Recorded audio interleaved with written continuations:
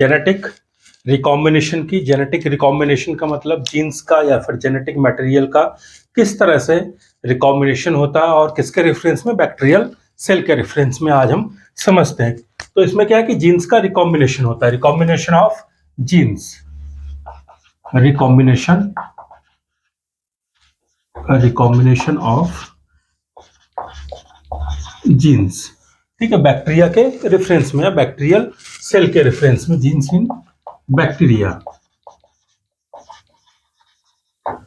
मतलब कि bacterial cell में किस तरह से जीन्स का रिकॉम्बिनेशन होता है। रिकॉम्बिनेशन का मतलब कि एक तरह से जो कॉम्बिनेशन है, जो उसका ओरिजिनल डीएनए है या जेनेटिक मटेरियल है या प्लाज्मिड है, वो किस तरह से किसी दूसरे जीन के साथ, किसी दूसरे प्लाज्मिड के साथ रिकॉम्बिनेशन बनाता है। मतलब उसके जो जेनेटिक चेंज, जो फिनोटिपिक है या फिर जो जेनेटिक उसके कैरेक्टरिस्टिक्स हैं, वो किस तरह से चेंज हो जाते हैं किसी दूसरे या फॉरेन डीएनए के साथ या फॉरेन जीन के साथ। तो उसी के बारे में हम समझते हैं। तो इसमें क्या है कि recombination of genes in bacterial cell, की बैक्टीरियल सेल में किस तरह से जीन्स का रिकॉम्बिनेशन होता है। जीन क्या होता है कि एक segment of DNA, segment of DNA जो कि किसी प्रोटीन के लिए, किसी पार्टिकुलर प्रोटीन के एनकोडिंग के लिए रिस्पॉन्सिबल होता है। तो इसमें क्या है कि जेनेटिक मटेरियल का ट्रांसफर होता है। ट्रांसफर, इसको समझ लेते हैं। जेनेटिक रिकॉम्बिनेशन क्या है कि जेनेटिक रिकॉम्बिनेशन क्या है कि जेनेटिक मटेरियल का ट्रांसफर,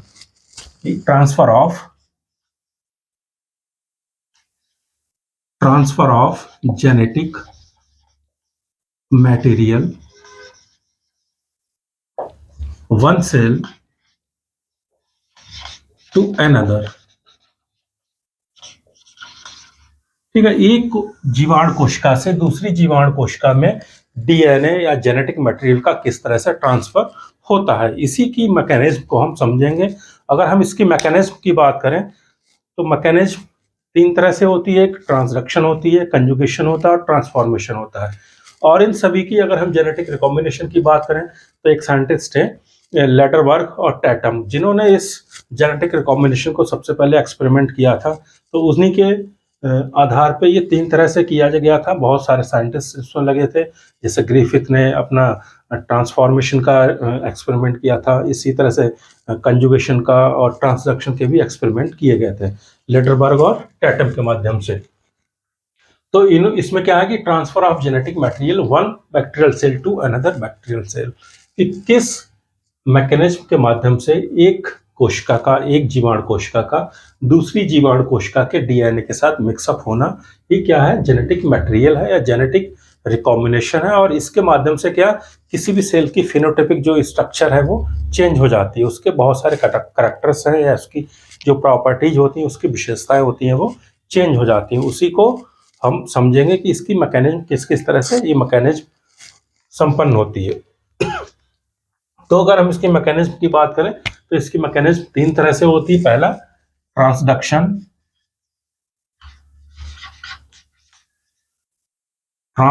दूसरा था कंजुगेशन और थर्ड है, ठीक है, ट्रांसडक्शन है, कंजुगेशन और थर्ड है ट्रांसफॉर्मेशन। एक तरह से इसकी हिंदी क्या है, रूपांतरण। किस तरह से एक कोशिका का जेनेटिक मटेरियल दूसरी कोशिका में रूपांतरित होता है। अगर हम ट्रांसडक्शन की बात करें तो ट्रांसडक्शन में क्या है कि एक बैक्टीरियोफेज, इसमें क्या होता है, एक बैक्टीरियोफेज। इस बैक्टीरियोफेज की क्या प्रॉपर्टी होती है, इस बैक्टीरियोफेज की प्रॉपर्टी होती है कि बैक्टीरियल सेल की डेथ करना या उसको डिस्ट्रॉय करना।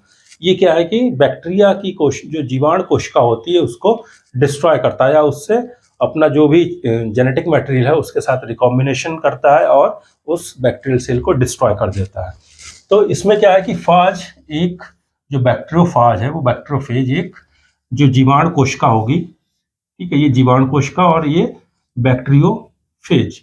तो ये बैक्टीरियोफेज अपना जो जेनेटिक मटेरियल है वो जेनेटिक मटेरियल इस जो बैक्टीरियल सेल है उसमें इंजेक्ट करता है और इसके बाद जो सेल की लाइसोजेनिक और लाइटिक जो सेल साइकिल है उसमें क्या है कि ये सर्कुलेट होती है और उसके बाद एक जो जेनेटिक मटेरियल है वो इस बैक्टीरियल जेनेटिक मटेरियल के साथ मिक्सअप होगा और ये लास्ट में क्या होगा, इस बैक्टीरिया कोशिका की डेथ हो जाएगी। तो इससे क्या है कि इसका बैक्टीरियोफेज का जेनेटिक मटेरियल इसके साथ रिकॉम्बिनेशन के द्वारा चेंज हो जाता है, उसकी प्रॉपर्टी चेंज हो जाती है और ये लास्ट में क्या है कि बैक्टीरियल सेल डिस्ट्रॉय हो जाती है। सेम इसी तरह से क्या था कंजुगेशन। कंजुगेशन में क्या है कि दो कोशिकाएं एक ट्यूब के माध्यम से आपस में जुड़ती हैं, इसमें दो बैक्टीरियल सेल होती हैं, एक F पॉजिटिव सेल और दूसरी F negative cell, F negative cell. मतलब दो तरह की कोशिकाएं इसमें पार्टिसिपेट करती हैं, एक F पॉजिटिव, दूसरी F नेगेटिव। F पॉजिटिव में क्या है कि एक प्लाज्मिड होता है F, जिसको बोलते हैं F प्लाज्मिड। ये F प्लाज्मिड जो F नेगेटिव सेल होती है, जिसमें F प्लाज्मिड एब्सेंट होता है, उसमें ट्रांसफर होता है किसके माध्यम से, एक ट्यूब बनती है इन दोनों के बीच में, दोनों कोशिकाओं के बीच में, और एक का जो प्लाज्मिड है, जो जेनेटिक मटेरियल है, वो दूसरे कोशिका की जेनेटिक मटेरियल के साथ मिक्सअप हो जाता है। ठीक है, जो ये वाला एक प्लाज्मिड जो है ये इसमें ट्रांसफर होता है, ये प्लाज्मिड इधर आ जाएगा और इसके साथ ये मिक्स हो जाएगा इस जेनेटिक मटेरियल के साथ। और जो प्लाज्मिड है इसकी क्या प्रॉपर्टी होती है कि ये अपने आप रेप्लिकेट होता रहता है। क्या होता है, एक कॉपी से दो कॉपी, दो कॉपी से चार कॉपी, चार कॉपी से 8 कॉपी, इस तरह से ये रेप्लिकेट हो जाएगा, मतलब एम्प्लीफिकेशन होता रहता है। तो इसमें क्या है कि एक ट्यूब के माध्यम से जो F पॉजिटिव F प्लाज्मिड है, ये F plasmid F negative cell में इंजेक्ट हो जाता है। F नेगेटिव सेल जब ये इसमें इंजेक्ट आ जाएगा तो ये कन्वर्ट किस में हो जाती है, F पॉजिटिव सेल में। तो F पॉजिटिव सेल में कन्वर्ट हो जाएगा, कौन सी, F नेगेटिव सेल। तो दोबारा एक बार कंजुगेशन को समझ लें, F प्लाज्मिड इसमें उपस्थित होगा F पॉजिटिव सेल में, और ये जब F प्लाज्मिड इस कोशिका में जाएगा किसमें, F नेगेटिव कोशिका में, तो F नेगेटिव कोशिका किसमें कन्वर्ट हो जाती है, F पॉजिटिव सेल में, किसमें, F पॉजिटिव सेल में ये भी कन्वर्ट हो जाती है। तो ये क्या है कंजुगेशन, किसके माध्यम से, एक ट्यूब के माध्यम से इस F plasmid F negative cell में इंजेक्ट होता है और F नेगेटिव सेल को F पॉजिटिव सेल में कन्वर्ट कर देता है। इससे क्या है कि इसके जो जेनेटिक चेंजेस है, वो जेनेटिक चेंज या फिनोटाइपिक चेंज इसमें आ जाते हैं, जिससे ये भी क्या है, एक रिकॉम्बिनेशन की मैकेनिज्म है। और थर्ड क्या है, ट्रांसफॉर्मेशन। ट्रांसफॉर्मेशन क्या था, एक साइंटिस्ट थे ग्रिफिथ ने इस एक्सपेरिमेंट को 1928 के आसपास इस एक्सपेरिमेंट को किया था। और इसमें क्या था कि इन्होंने डिप्लोकोकस निमोनी, कौन सा एक बैक्टीरिया था, डिप्लोकोकस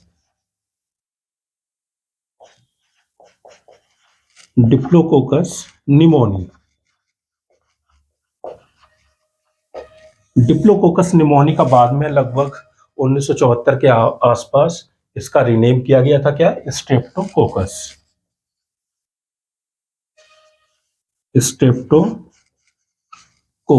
निमोनी।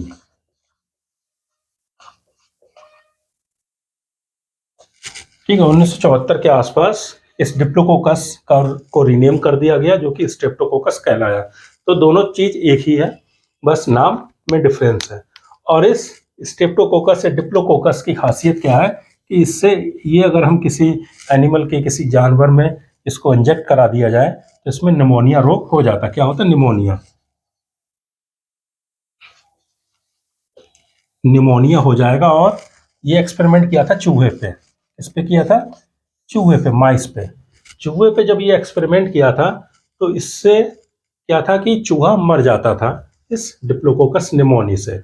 और ये एक्सपेरिमेंट जो था, इन्होंने 2 स्ट्रेन लिए थे इस एक्सपेरिमेंट के लिए, एक था R सेकेंड और S थर्ड। एक स्ट्रेन था R सेकेंड।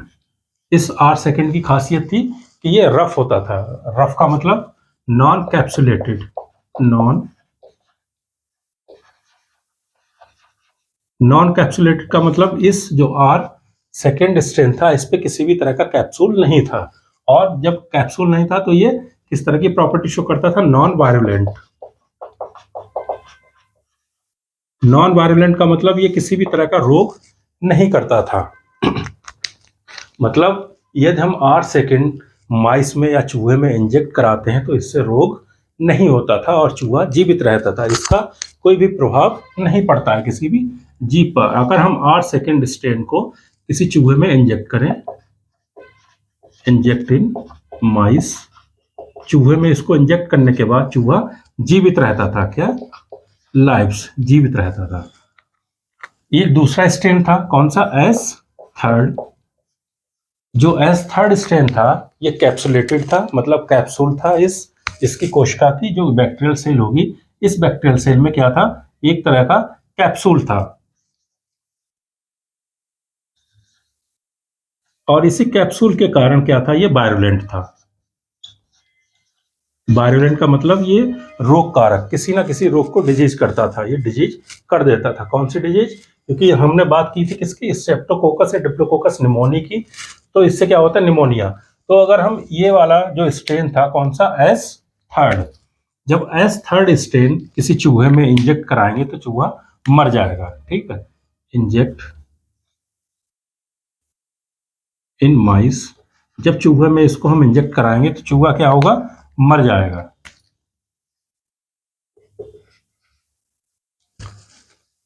फिर क्या था कि इन्होंने फिर दोबारा अपने एक्सपेरिमेंट को आगे बढ़ाया और जब एस थर्ड को इन्होंने हीट किल्ड किया। हीट किल्ड का मतलब गर्म किया।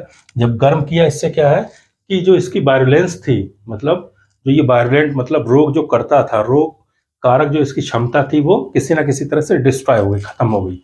और जब एस थर्ड हीट किल्ड को चूहे में इंजेक्ट किया तो रोग नहीं होता था, मतलब निमोनिया रोग नहीं हुआ और इससे क्या था? चूहा जीवित रहता था। चूहा कैसा होगा? जीवित रहेगा। इंजेक्ट इन माइस, जब एस थर्ड हीट किल्ड मतलब गर्म करने के बाद किसी चूहे में हम इंजेक्ट करते थे तो क्या है कि चूहा जीवित रहता, मतलब इसमें निमोनिया रोग नहीं होता था। अब इन्होंने क्या किया था कि एस थर्ड हीट किल्ड, जो एस थर्ड स्ट्रेन था जिससे रोग नहीं होता था, हीट किल्ड को हम शॉर्ट में एच के लिख सकते हैं, हीट किल्ड। मतलब अब इस जो स्ट्रेन है, ये वाला स्ट्रेन इस चूहे को बीमार नहीं करता था। लेकिन जब इसके साथ इन्होंने आर थर्ड को मिक्स किया, आर थर्ड को मिक्स कर दिया, दोनों स्ट्रेन मिक्स कर दिए, जिससे दोनों में नहीं होता है, हीट किल्ड में भी नहीं होता है एस थर्ड और आर सेकेंड से भी नहीं होता है। जब इन्होंने मिक्स करके किसी चूहे में इंजेक्ट किया तो चूहा मर जाता था, मतलब चूहे में निमोनिया रोग हो जाएगा। ठीक है, इंजेक्ट इन माइस।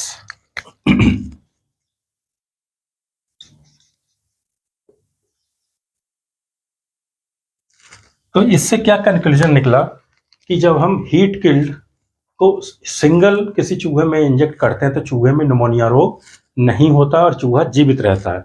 जबकि जो R third R second strain है, इस स्ट्रेन के द्वारा भी निमोनिया रोग नहीं होता है और चूहा जीवित रहता है।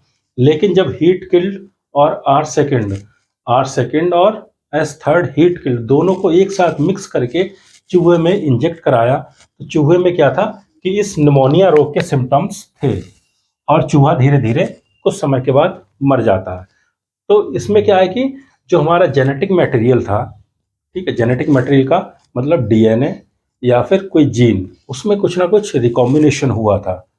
ठीक है, तो इसी रिकॉम्बिनेशन के कारण चूहे में कैसा निमोनिया रोग के लक्षण दिखाई देते हैं और चूहा मर जाता था। इसी एक्सपेरिमेंट को क्या बोला जाता है कि ट्रांसफॉर्मेशन। ये जो एक्सपेरिमेंट था कि S R third R second strain और एस थर्ड स्ट्रेन को जो चूहे में इंजेक्ट किया, एक से चूहे में निमोनिया के सिम्टम्स होते थे और एक से नहीं होते थे। लेकिन जब हीट किल्ड से भी नहीं होते और हीट किल्ड और आर सेकेंड को जब दोनों को मिक्स किया और उसके बाद इसमें क्या है, इसके जेनेटिक मटेरियल में, जेनेटिक जो मटेरियल था,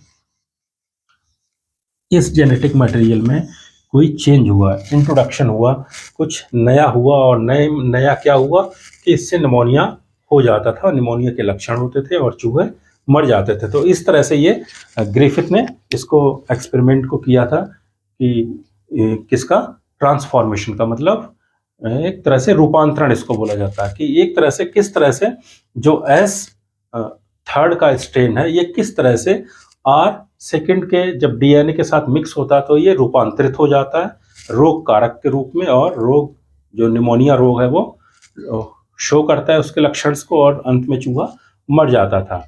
इसी तरह से कंजुगेशन और ट्रांसडक्शन को हम अलग अलग समझेंगे। तो इस तरह से ये क्या था, जेनेटिक रिकॉम्बिनेशन, किस तरह से बैक्टीरिया का जीन्स या उनके डीएनए या फिर जेनेटिक मटेरियल रिकॉम्बिनेशन बनाता है अपने दूसरी कोशिका के साथ या दूसरी प्लाज्मिड के साथ या दूसरे जीन के साथ, और वो जीन किस तरह से रोग कारक होता है, निमोनिया रोग को करता है। तो इसी को ट्रांसफॉर्मेशन है, और ओवरऑल क्या है, एक तरह से रिकॉम्बिनेशन हो जाता है किसका, हमारे जेनेटिक मटेरियल का, और ये